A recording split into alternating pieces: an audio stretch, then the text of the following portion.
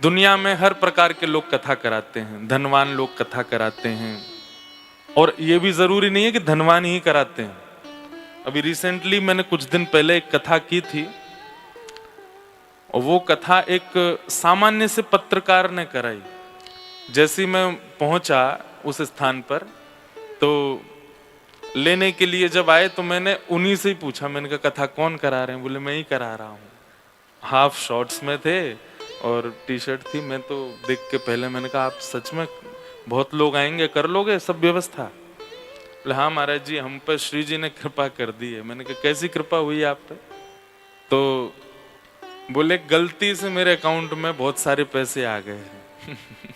बोले महाराज जी मैं कोई छल नहीं कर रहा हूँ। मैंने कहा तो फिर कैसे कर रहे हो? बोले ये मेरे को वो स्टेशन से मेरे निवास तक लेके जा रहे हैं, गाड़ी में मुझे बता रहे थे। बोले गलती से मेरे अकाउंट में पैसे आ गए, बैंक से मुझे कॉल आया कि आपके अकाउंट में इतने पैसे आ गए। बोले हमने इतनी रकम कभी सुनी नहीं। मैं जब बैंक गया मैंने कहा क्या करना है?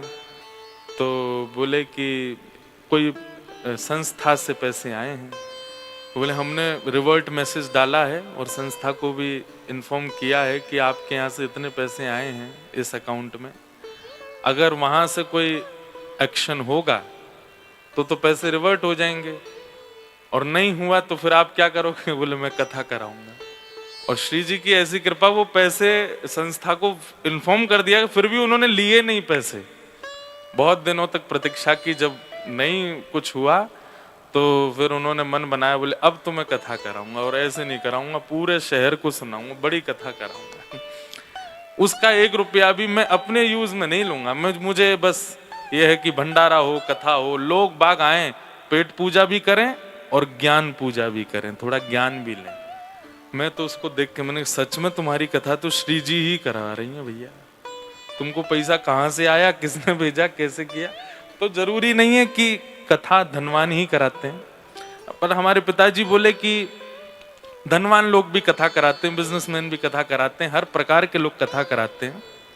पर भारत के उच्च न्यायालय से कोई कथा करा रहा है तो फिर मना मत कर, आपको उनको हाँ बोलना चाहिए, क्योंकि सबको सुनाने वाला खुद सुनने बैठेगा, ये बहुत बड़ी बात है। इनकी सब सुनते हैं, चाहे वो मिनिस्टर हो, प्राइम मिनिस्टर हो, प्रधानमंत्री हो, राष्ट्रपति हो, चाहे पुलिस वाले हो, कोई भी हो, सबको सुननी पड़ेगी। जो न्याय करना जानते हैं उनको सब सुनता है। भगवान श्री कृष्ण गीता में कहते हैं, अर्जुन विश्व में सबसे कठिन काम क्या है? 2 काम सबसे कठिन है। एक तो स्वयं अध्ययन करना बिना किसी की हेल्प के, ना कोई ट्यूशन ट्यूटर हो, ना टीचर हो, खुद स्वाध्याय सबसे कठिन है। और दूसरा, बहुत देर तक मौन रह के किसी और को सुनना, ये बहुत कठिन है, क्योंकि संसार में व्यक्ति सुनाना चाहता है, सुनना नहीं चाहता। तो हमारे पिताजी का ये सूत्र मुझे बहुत अच्छा लगा कि सबको सुनाने वाला सुनने के लिए बैठेगा, मना मत करो। जिनके यहाँ कथा आपने पहले से बोल रखी है रायपुर में, उनको बाद का समय दो। उनका पता है कब का समय मिला है? 2027 में। वो बेचारे बोले महाराज जी बहुत लंबा। मैंने कहा आपके लिए और बढ़िया से करेंगे, और लेकिन अभी ये कथाक्रम हम कर दें। उसमें भी ये पहली बार हुआ, 9 साल हो गए हमको कथा करते हुए, 2015 से कर रहे हैं। हमारी पूरी टीम अभी ट्रेन में ही है।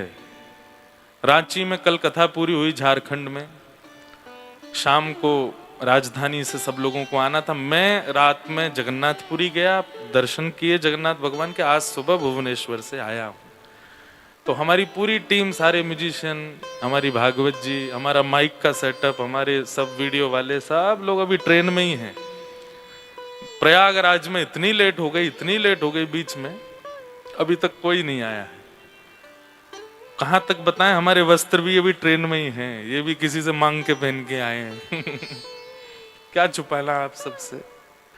तो निश्चित ही ये कथा, इतनी व्यवस्थाएं अपने आप बनती जा रही हैं, तो यहाँ पर भी ये कहा जा सकता है कि आप नहीं, श्री जी ही करवा रही हैं।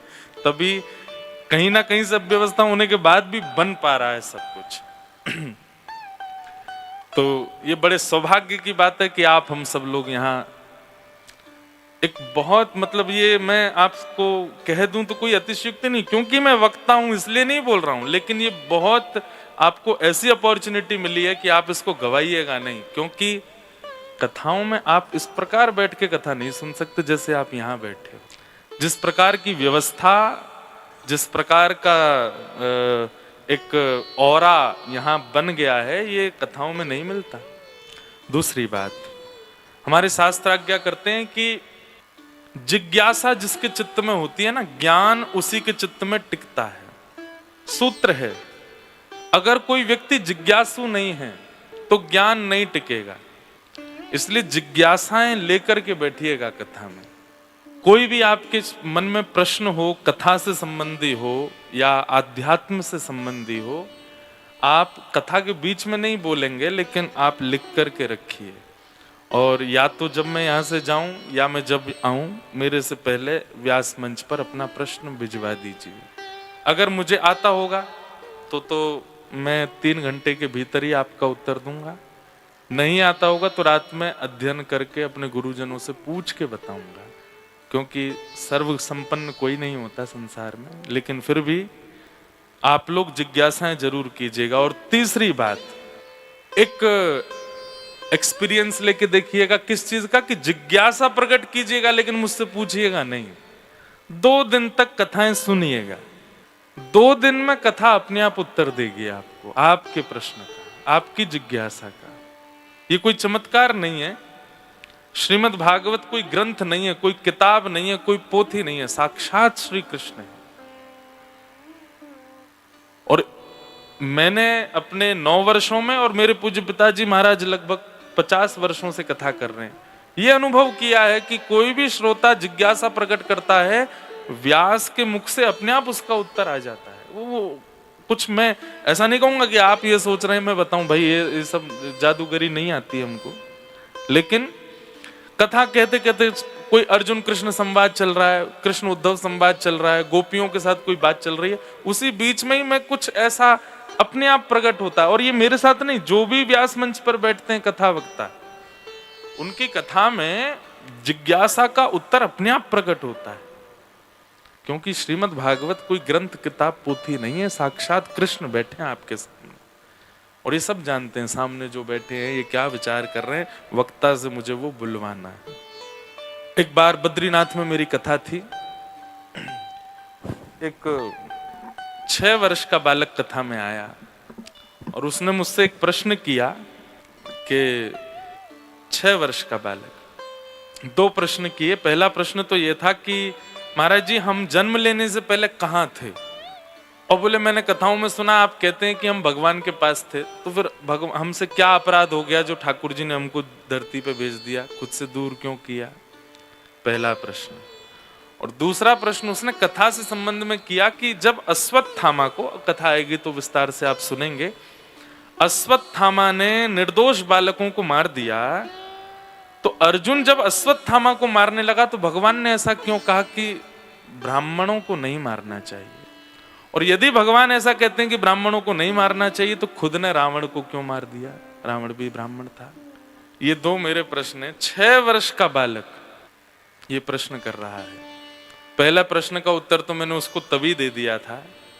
मैंने कहा, जैसे हम माँ को बहुत अच्छे लगते हैं, माँ पिता हमसे बहुत प्यार करते हैं, लेकिन जैसी हमारी आयु 4, 4.5, 5 साल की होती तो स्कूल भेजते हैं कि नहीं भेजते? अब ऐसा तो है नहीं कि माँ पूरे दिन घर पे ही रखे, स्कूल भेजती है ना? बोले हाँ। हम बहुत रोते भी हैं, नहीं जाने का मन होता, फिर भी माँ जबरदस्ती बस में बैठा देती है, जाओ स्कूल। क्यों? क्योंकि कुछ समय के लिए जब हम स्कूल जाते हैं, अपनी माँ से दूर रहते हैं, प्रियों से दूर, तो वहां कुछ सीख करके आते हैं, खुद स्टेबल होना सीखते हैं।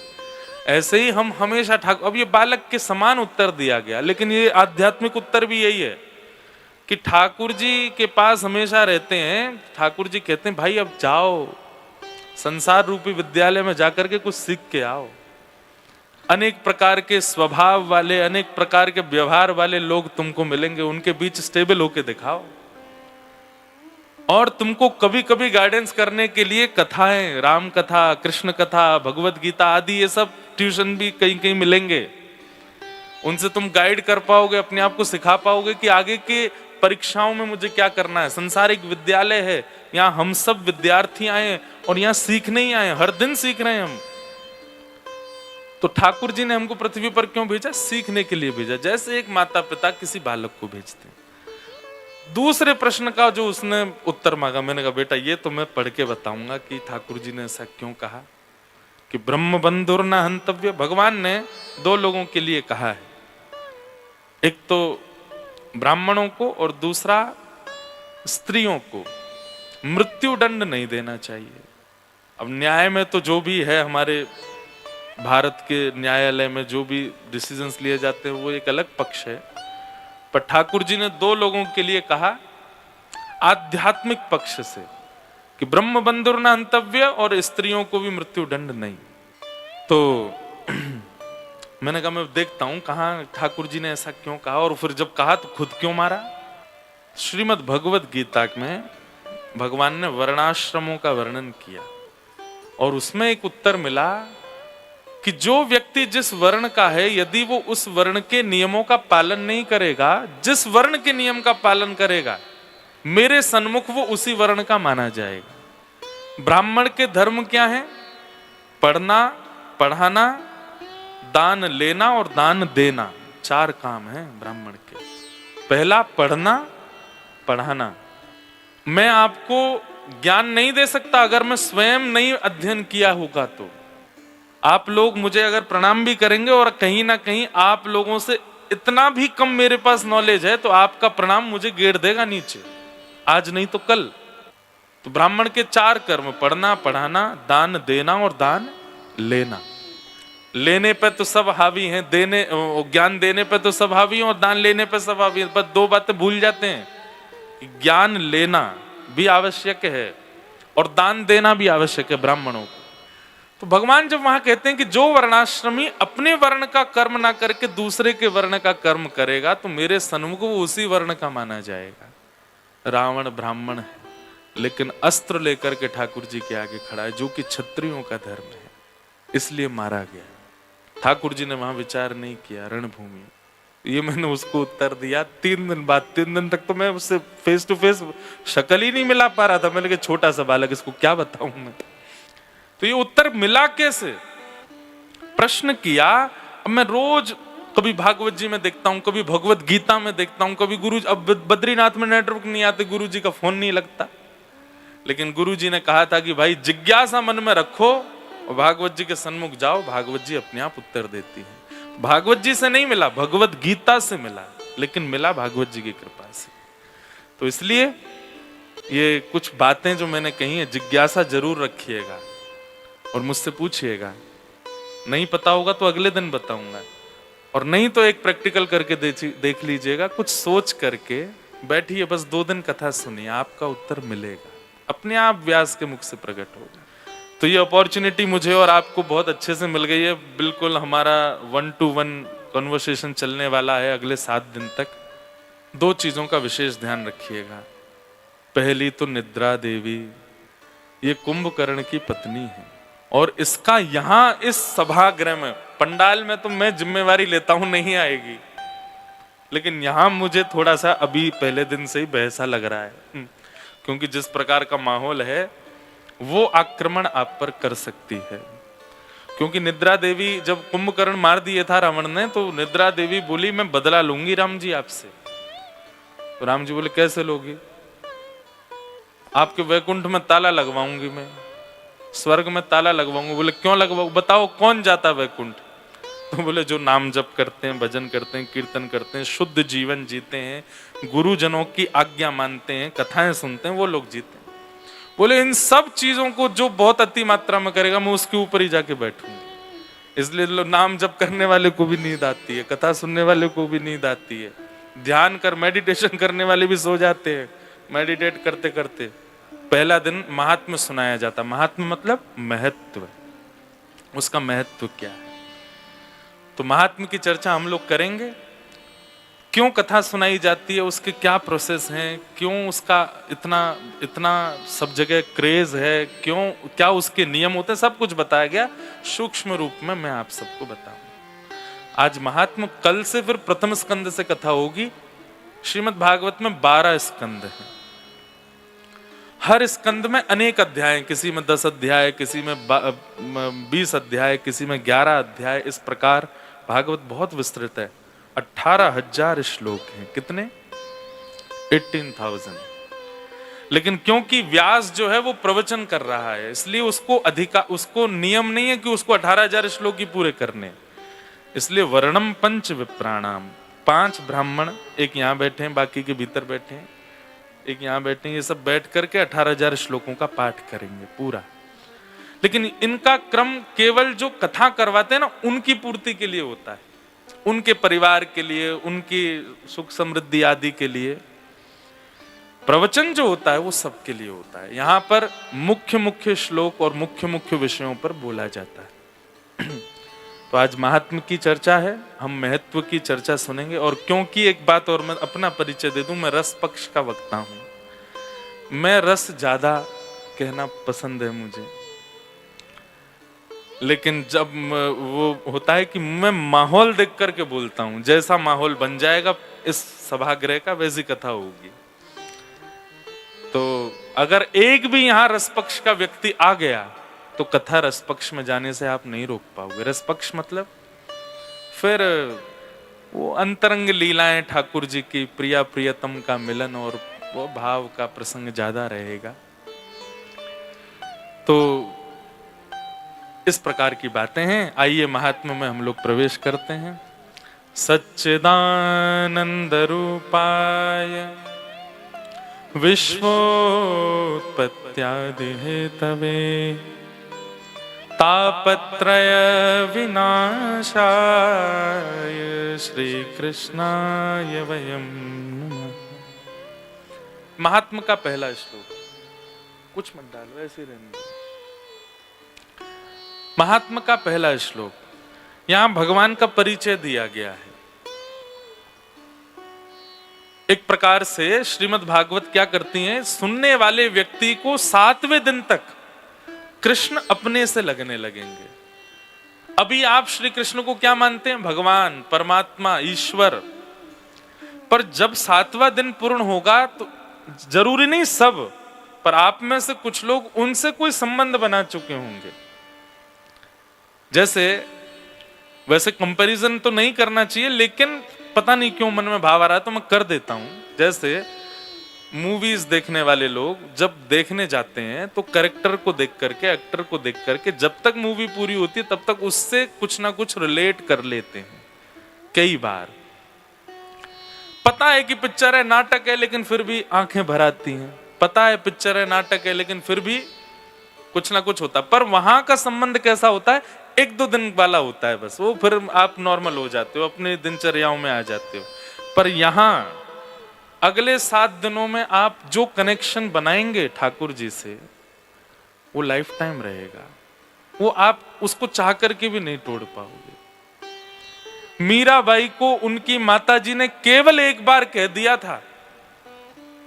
कथा आती है कि मीराबाई छोटी सी थी और एक दिन बहुत जोर जोर से ढोल नगाड़े बज रहे थे। तो मीराबाई ने पूछा माँ से, ये ढोल नगाड़े क्यों बज रहे हैं? बोले किसी की बारात जा रही है। तो माँ, बारात क्या होता है? बोले जब कन्या ब्याह लायक हो जाती है तो उसको बरने के लिए पति आता है, बारात लेके, घोड़ी पे बैठ के, सेहरा बांध के, नए कपड़े पहन करके, और उसको वरण करके ले जाता है। मीरा कहती है कन्या तो मैं भी हूं, तो मतलब मेरा भी ब्याह होगा? बोले हाँ तेरा होगा, तू बड़ी हो जाएगी तेरा भी ब्याह होगा। अच्छा, तुम मुझसे ब्याह कौन करेगा? मेरा पति कौन होगा? सब माताएं हंसने लगी। बोले ये कोई अभी पूछने वाली बात है? कहीं ना कहीं तो होगा, कुछ तो कर रहा होगा, जब हो जाएगा लायक तो आ जाएगा तुझे लेने। मीरा दौड़ करके गई और जाकर के खिड़की से उस बारात को देखने लगी। लोग नाच रहे हैं और एक व्यक्ति दुल्हा बन करके बैठा है, सबके मुखमंडल पर इतनी प्रसन्नता। मीरा सोचने लगी वो कितनी प्रसन्न होगी जिसको ब्याहने इतने इतने आनंद के साथ इतने लोग जा रहे हैं, बारात लेके एक दूल्हा जा रहा है। और ज्यादा मन में भाव आने लगा, अब माँ के पीछे रसोई में भी जाए, मुझसे ब्याह कौन करेगा? मेरा पति कौन होगा? माँ छोटी बालिका जान करके माँ बार बार रोक देती है, कभी कहीं चली जाती, कभी हंसी कर देती है, पर मीरा का वो प्रश्न छूटा नहीं। एक दिन मां बैठी थी कक्ष में, मीरा रोने लगी, मुझसे ब्याह कौन करेगा, आप बताती क्यों नहीं हो।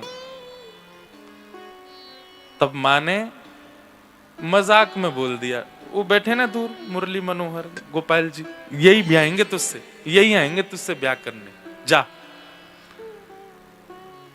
मीरा ने घूम करके देखा और बस वो पहली दृष्टि में ही मीरा को अपने पति दिखने लगे। उनमें छोटी सी मीरा, जैसे बड़ी घर की जो माताएं हैं वो अपने पति के साथ, पति के सामने कैसा व्यवहार करती हैं उनको देखती है मीरा, और फिर कमरे में जाके वैसा व्यवहार उनसे करती है। मेरी माँ जैसे मेरे पिताजी आते हैं तो नीची नजर कर लेती हैं, थोड़ा कम बोलती हैं। प्राचीन भारत की जो परंपराएं रही, आजकल वाला भारत नहीं।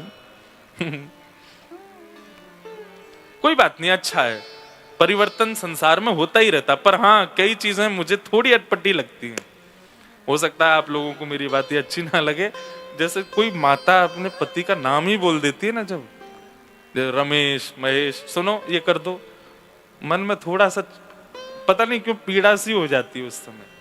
या पति भी पत्नी का नाम बोले तो भी, आपको पता शास्त्रों में मना है, एक पुत्र का, गुरु का, अति श्रेष्ठ व्यक्ति का और अति प्रिय का नाम नहीं बोलना, और अपना भी नाम नहीं बोलना चाहिए ज्यादा, आयु घटती है।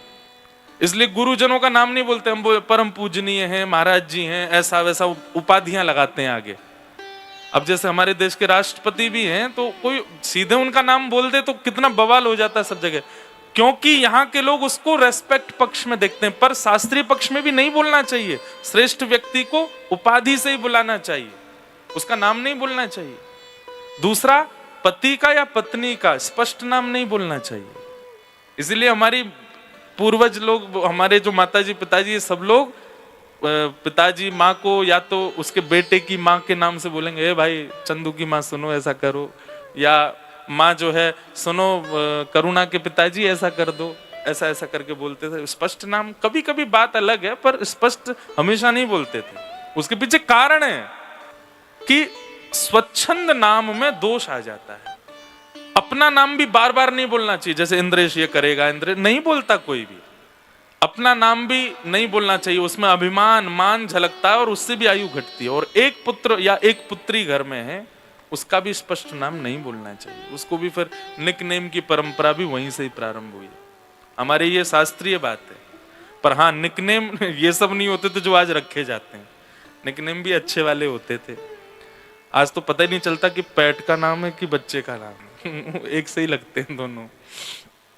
तो मीरा का जब विवाह का प्रस्ताव हुआ मेवाड़ के राजा के साथ, तब मीरा अपनी माँ से कहती है कि आप मेरा ब्याह कैसे कर सकती हो किसी और के साथ? आपने तो बताया था कि मेरे बीन तो ये हैं। तब माँ कहती है वो तो मैंने मजाक में बोला था। मीरा बोली आपका मजाक और मेरी भावनाओं पर कितनी आहत पहुंची है उससे पता है आपको? मैंने हमेशा उन्हीं को अपना वर माना है। आप कैसे कह सकती हैं कि मेरा ब्याह किसी और से होगा? मैंने स्वप्न उनका देखा है, मैंने जीवन उनके साथ देख लिया है और मैं निभाने लगी हूं। अब आप मुझे अब मना कैसे कर सकती हो? सब लोग पागल समझने लगे मीरा को, पर वो संबंध बन चुका था। मीराबाई ने अपनी लोक लाज मर्यादा की रेस्पेक्ट के लिए केवल अपने माता पिता की नाक ना कटे इसलिए शादी के लिए हाँ बोल दिया। लेकिन अपने ठाकुर जी से कहती है मैं शरीर से रह लूंगी किसी और के साथ, पर मेरी आत्मा आपकी है। मैंने कथाओं में सुना है कि आप आत्मा का वर्ण करते हैं, शरीर का वर्ण नहीं करते। कम से कम मुझे एक बार मेरे देह के ब्याह से पहले बता दीजिए कि आपने मेरी आत्मा का वर्ण किया है। और ब्याह से ठीक एक रात पहले मीराबाई के स्वप्न में ठाकुर जी दुल्हा बन करके आए और ब्याह हुआ मीराबाई का स्वप्न में ही। 7 फेरे हुए। आप लोग कहेंगे वो तो स्वप्न था, स्वप्न मिथ्या होता है। पर दूसरे दिन जब मीरा उठी तो हाथों में मेहंदी रची हुई थी, मांग में सिंदूर भरा हुआ था। शादी का जोड़ा जो मीरा को पहनना था वो अभी अलमारी में रखा है। उससे भी ज्यादा नगों से जड़ा हुआ एक जोड़ा पहन रखा है ऑलरेडी मीरा ने। माँ जब सुबह उठाने आई मीरा को देख करके घबरा गई।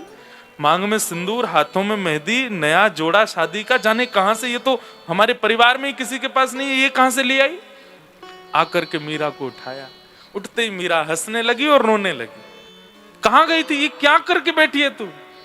तब मीरा कहती है, माई सपना नू वरना दीना ना। मां मेरा ब्याह हो गया और जिनको आपने मेरा प्रियतम बताया तो उन्हीं से हुआ। अरे पागल तू झूठ बोलती, क्या स्वप्न देखा है तेने। बोले स्वप्न देखा तो फिर ये कहां से रच गई। स्वप्न देखा तो आपके पूरे कुल खानदान में ऐसा जोड़ा नहीं बनवा सकता मेरा कोई, कहां से आया। किसी ने देखा तेरा ब्याह होते हुए। बोले आप तो 2-4 हजार लोगों को बुला लोगी, 56 करोड़ बाराती आए थे, 56 कोटा जना पधारा, दुल्हो श्री ब्रजनाथ। दुल्हा के रूप में साक्षात श्री कृष्ण आए थे, मेरा वर्ण करके गए। अब मेरे देह को आप चाहे जहां भेज दो, मेरा चित्त, मेरा हृदय, मेरी आत्मा स्वीकार हो चुकी है। अब मुझे देह की परवाह नहीं। मां निला दिया मीरा की सारी मेहंदियों को, उसके पैर पीले हो चुके थे, हाथ पीले हो गए थे, मांग में सिंदूर सब धोया, घर के लोगों ने निलाया। मीरा हंस रही है। बोले अब मुझे चिंता नहीं, देह को चाहे आप जैसे करो। ब्याह करके मीरा गई। पति को पहले ही बोल दिया था कि जो एक पत्नी का धर्म होता है मैं निभा नहीं पाऊंगी, आप क्षमा करें। बहुत सुंदर है मीरा चरित्र, बीच बीच में सुनाता रहूंगा भाव। लेकिन मैं क्या कहना चाहता हूं कि ये संबंध ऐसा ही कुछ बनेगा किसी किसी का यहाँ अगले 7 दिनों में। हो सकता है आपको भाई लगे ठाकुर जी, हो सकता है आपको पुत्र दिखे उनमें, हो सकता है आपको मित्र दिखे उनमें, हो सकता है आपको एक मेरी कथा में एक श्रोता है, उसको तो जीजा जी दिखे ठाकुर जी। बोला मुझे महाराज जी, श्री जी मुझे बहन लगी, ठाकुर जी मेरे जीजा जी। मैंने बहुत बढ़िया। तो ये संबंध आपका हो सकता है, आप उसमें स्वयं को रोक नहीं पाओगे। आपको 2-3 दिन बाद से ही लगने लगेगा कि ये मेरे कुछ हैं, मेरा इनसे कोई संबंध है, संपर्क है। तो ये कथा में होगा, सबके साथ नहीं होगा, पर हाँ इतनी संख्या में जो बैठे हैं इनमें 2-3 की गारंटी तो ले सकता हूं कि होगा। तो जिनसे संबंध बनने वाला उनका प्रथम परिचय यहां पर है। 3 रूप हैं उनके, सत्य, चैतन्य और आनंद। देखिए कथाएं कई लोग कराते हैं, पता है किस लिए, ग्रह शांति के लिए, कई लोग कराते हैं पितरों की शांति के लिए, कई लोग कराते हैं धनवर्धन के लिए, कई लोग कराते हैं हमारा बिजनेस अच्छा चले। पर हमारा एक उद्देश्य है, कथा होती है व्यक्ति हृदय से शुद्ध बने, बस उसके व्यवहार में शुद्धता है, उसके विचारों में शुद्धता है। आजकल क्या है, व्यक्ति बाह्य तो स्नान करता है पर विचार और बुद्धि से बिल्कुल शुद्ध नहीं है वो, उसकी शुद्धता कथा से होती है। तो भगवान के 3 रूप हैं, पहला सत्य, दूसरा चैतन्य और तीसरा आनंद। अवतार भगवान के अनेक होंगे पर अनेकों अवतारों के 3 ही रूप हैं, सत्य, चैतन्य और आनंद। अब बहुत ध्यान से सुनिएगा। सबसे पहला स्वरूप है ठाकुर जी का सत्य। सत्यमेव जयते, हमारे न्यायालय का सबसे पहला बात ही यही है, सत्यमेव जयते। सत्य भगवान का स्वरूप है। क्यों कहा गया ठाकुर जी को सत्य? क्योंकि उनके सामने खड़ा होकर के कितना भी असत्य बोलने वाला व्यक्ति हो, वो भले ही मुंह से नहीं बोलेगा, लेकिन ठाकुर जी को सामने देख के मन ही मन बोल देता है कि ठाकुर जी तुम जानत सब अंतर्यामी। आपको सब पता है। मैं अपनी 25वीं सालगिरह मना रही हूं या मना रहा हूं, मैं नहीं कह रहा हूं, मैं तो खुद 28 साल का हूं, अभी ब्याह भी नहीं हुआ है, आप सबके आशीर्वाद से। लेकिन जो अपनी शादी की सालगिरह मनाते, 25-26 साल हो गए, मंदिर में गए हैं महाराज शादी की सालगिरह मनाने, ठाकुर जी के सामने दोनों पति पत्नी हाथ जोड़ के कहते हैं कि आप हमको प्रसन्न रखना। लेकिन मन में सोचते हैं 25 साल हो गए हम दोनों को साथ रहते हुए, लेकिन मेरी ये बात इसको नहीं पता होगी आज तक भी, आपको पता है। पत्नी भी कहती होगी मेरे कई रहस्य हैं जो इनको नहीं पता, आपको पता है। जिनके सामने सत्य बोलना नहीं पड़ता, उनको देखते ही आपके मन में अपने आप सत्य प्रकट हो जाता है, इसलिए वो सत्य स्वरूप है। एक बात बोलें, अगर कोई व्यक्ति भी ऐसा है जिसके आगे आपको झूठ बोलने में आपके हाथ कांप जाते हो, आपकी जिह्वा कांप जाती हो, आपको 2 बार सोचना पड़ता हो मैं कैसे झूठ बोलूं, उस व्यक्ति में गुरु तत्व है, उसमें कोई तो वैदिक तत्व है, कोई तो आध्यात्मिक तत्व है कि आप उसके सामने असत्य नहीं बोल पा रहे हो, क्योंकि सत्य भगवान का स्वरूप है।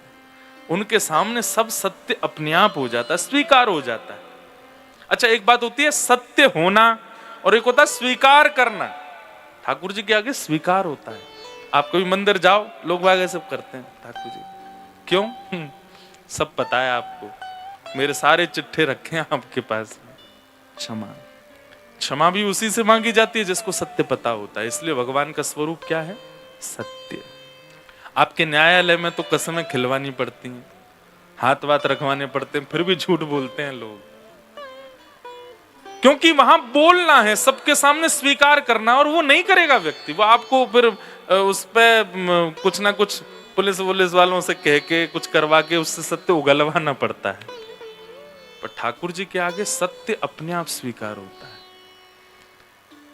हमारे सूरदास जी महाराज वृंदावन के हमारे अष्ट सखा हुए, सूरदास का नाम सबने सुना, नेत्र नहीं थे उनके। सूरदास जी एक पद में कहते हैं,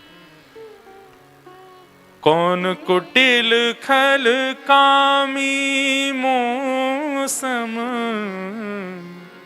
कौन कुटिल खल कामी मोसम, जो तन दियो ताहि बिसरायो, जो तन दियो ताहि बिसरायो, ऐसो नमक हरामी मौसम, कौन कुटिल खल कामी। मैं इस पद को गाते समय कभी कभी आश्चर्य में आ जाता हूं। क्यों? क्योंकि ये पद गाने वाला व्यक्ति है सूरदास, जिसको दुनिया पूजती है। वो ठाकुर जी से कह रहे हैं, कौन कुटिल खलकामी मौसम।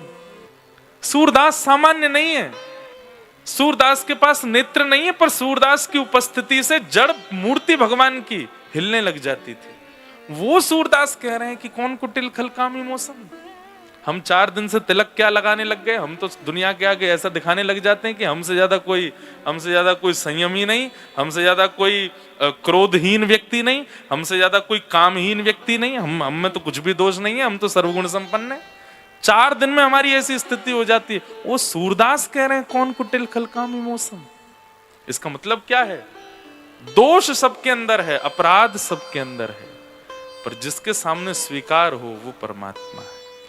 न्यायालय में भी कस्में इसलिए खिलाई जाती हैं कि भाई जरा भी इसके अंदर अगर आत्मा होगी ना, जरा भी इसके अंदर अगर वो होगा, क्या बोलते हैं उसको, हृदय होगा ना, तो हाथ रखने से पहले, कसम खाने से पहले डरेगा थोड़ा, तो डर के मारे से सत्य तो बोलेगा।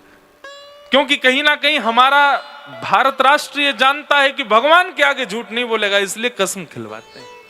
यहां तो सत्य बोलेगा, इसलिए वो सत्य है। कभी अवसर नहीं मिला मुझे कोर्ट में जाके देखने का, कसम खिलवाते ही हैं क्या? खिलवाते हैं।